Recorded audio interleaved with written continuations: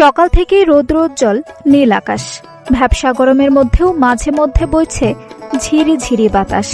সেই আকাশ জুড়ে উঠছে হেলিকপ্টার, বিমান, ঘোড়া, চিল পাখি সহ নানা আকৃতি ও রঙের ঘুড়ি।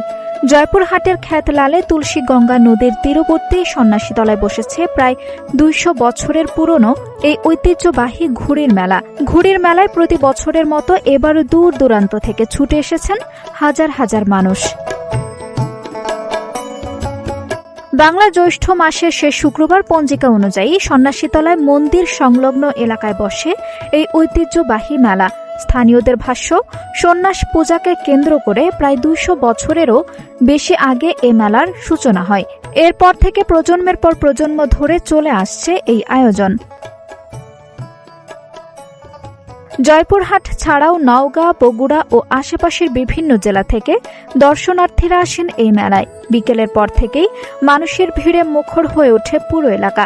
ধর্মীয় আয়োজনের পাশাপাশি এ মেলা পরিণত হয়েছে সামাজিক ও সাংস্কৃতিক মিলন মেলা। মেলা করার জন্য আমি কোনো গুটি ব্যবসা করতেও নয়, কোনো কিছুর জন্য নয়। আমি ওই শখ করে গুটি মেলা টানি। আমি কিছু গুটি আনা বেচা কিনা করে মেলা করে চলে যাই। আমার খুবই ভালো লাগে। তো প্রতি বছরের থেকে আমি এবার যেটা দেখেছি মেলার গুটি বেচা কিনাটা প্রচুর পরিমাণ হারে বেশি। মানে যার গুটি এত মানে পরিমাণ বেচা কিনা যে কেউ 2টা 3টা 4টা পর্যন্ত গুটি কিনেছে একজনেই। আমরা প্রতিবারের মতো এবারও ঘুরে নিয়ে আসছি অনেক, কিন্তু বাতাসের কারণে মেলাতে ঘুরে বেচতে পারতেছি না। মানে বাতাসের এমন সংকট, ঘুরে বিক্রি হচ্ছিল। তারপরে আলহামদুলিল্লাহ সবাই ভালো বেচা বিক্রি করতেছে। ইনশাআল্লাহ মেলা ভালো মানুষ হয়েছে। স্থানীয় বাসিন্দা আল নাজমুল হোসেন বলেন, আমাদের বাবা দাদারাও এই মেলায় আসতেন, তাদের দেখা দেখি আমরাও আসি। এটি আমাদের এলাকার একটি বড় ঐতিহ্য মেলা। মেলার প্রধান আকর্ষণ রং বেরঙের ঘুড়ি। শুক্রবার বিকেলে মেলা স্থানে গিয়ে দেখা যায় সন্ন্যাসীতলী মন্দির সংলগ্ন এলাকায় খাবার, মিষ্টি ও প্রসাধনীর দোকান বসেছে। পাশের মাঠ জুড়ে রয়েছে প্রায় ১৫০ থেকে ২০০ ঘুড়ির দোকান।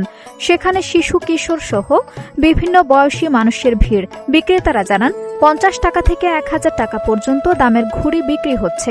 এর মধ্যে চায়না চিল ঘুড়ির চাহিদা সবচেয়ে বেশি। মেলা কমিটির সভাপতি মন্টু চন্দ্র জানান, প্রতি বছরের মতো এবারও শান্তিপূর্ণ পরিবেশে মেলা অনুষ্ঠিত হচ্ছে। দেশের বিভিন্ন এলাকা থেকে ব্যবসায়ীরা এসে এখানে দোকান বসিয়েছেন। এই মেলা হিন্দু মুসলিম সম্প্রীতির একটি উজ্জ্বল দৃষ্টান্ত।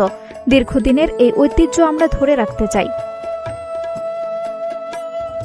তিনি আরও বলেন, ২ শতাব্দীর পুরনো এই ঘুড়ির মেলা আজও ধরে রেখেছে গ্রামীণ ঐতিহ্য, সম্প্রীতি আর মানুষের মিলনের এক অনন্য চিত্র।